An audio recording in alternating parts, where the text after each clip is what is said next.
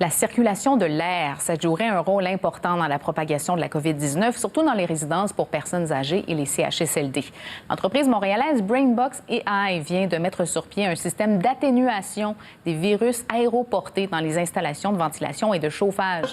On va essayer de comprendre ce que ça veut dire avec Jean-Simon Venn, il est chef de la technologie, cofondateur de l'entreprise. Qu'est-ce que ça fait, M. Venn, votre système? Comment ça marche?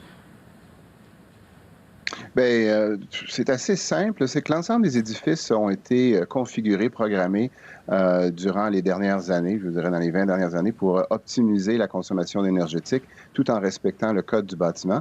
Donc, les changements d'air, combien de fois on va venir changer l'air dans une pièce par heure est conçu pour de règles générales en bas de 10 fois par heure. Et l'apport d'air frais, bien, pour évidemment essayer d'économiser le chaud de l'air frais qui serait trop froid de l'extérieur qu'on doit ramener à la température de la pièce, ou l'été, faire le contraire, c'est-à-dire de venir climatiser, mais on respecte les normes du bâtiment, mais on essaie de ne pas en prendre trop.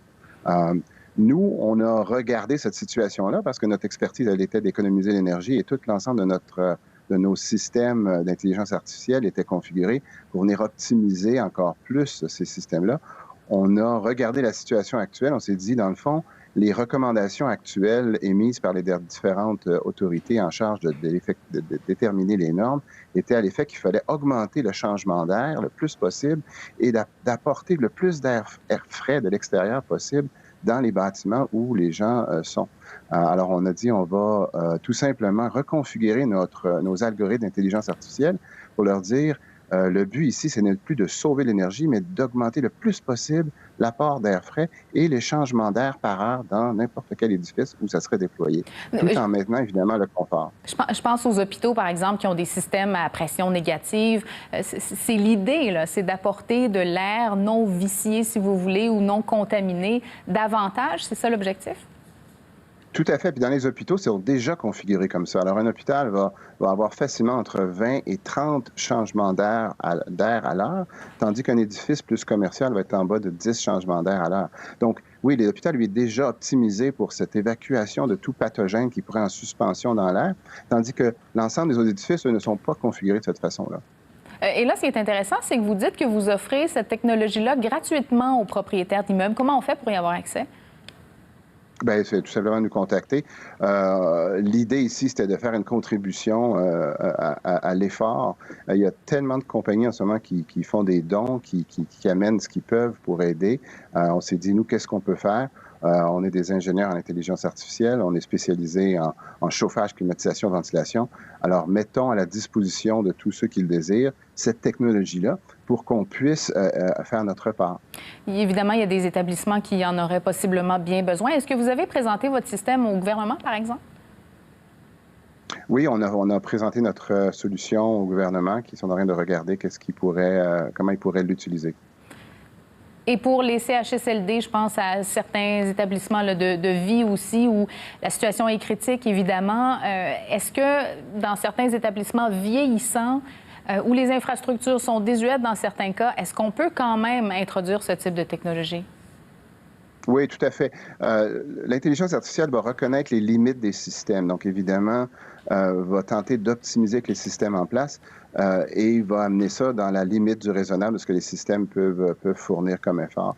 Donc, il s'agit juste de changer la configuration ici. On ne vient pas changer les systèmes et leur état. Donc, ce que je comprends, c'est que c'est assez simple à installer. Comment ça fonctionne?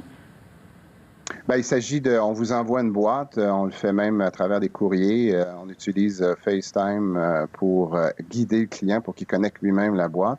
Une fois que la boîte est connectée au système de contrôle de climatisation ou de chauffage de l'édifice, à distance, nous, on vient terminer la configuration avec nos ingénieurs et on vient s'assurer que l'intelligence artificielle est bien configurée pour amener le maximum de valeur dans cet édifice-là. Et ça prend combien de temps, M. Venn, pour obtenir une meilleure qualité de l'air à partir du moment où c'est installé?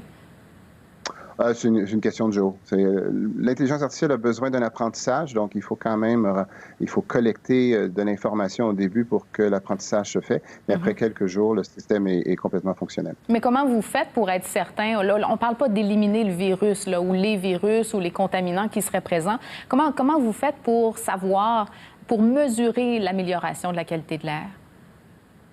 C'est-à-dire que, puis c'est une très bonne question que vous posez, on ne saura pas jusque dans quelle mesure on va éliminer complètement ou pas des pathogènes qui seraient ou des quantités de virus qui seraient en suspension dans l'air.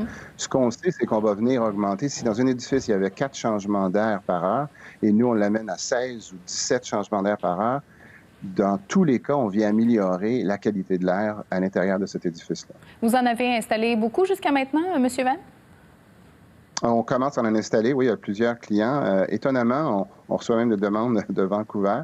On a été surpris par cet engouement-là qui est à l'extérieur du Québec. Et là, on commence à avoir des demandes, oui, au Québec. Là. Donc, c'est un nouveau chapitre, si vous voulez. Vous avez un peu par la force des choses découvert cette nouvelle capacité pour votre entreprise. Ça ouvre des portes, ça? Bien, écoutez, c'est une contribution de voir qu'est-ce qu'on peut faire avec l'intelligence artificielle. On s'est retourné très rapidement sur un dissous, comme on dit au Québec, pour adapter nos algorithmes, leur dire non, mais non, on veut plus sauver d'énergie, on veut maximiser la quantité d'air frais et puis le changement d'air par heure. Et voilà, alors on utilise les mêmes algorithmes qu'on a reconfigurés avec un objectif différent. Très intéressant. On verra où ça va mener. Oui, absolument. Merci beaucoup, M. Van. Ça m'a fait plaisir. Bonsoir. Bonsoir.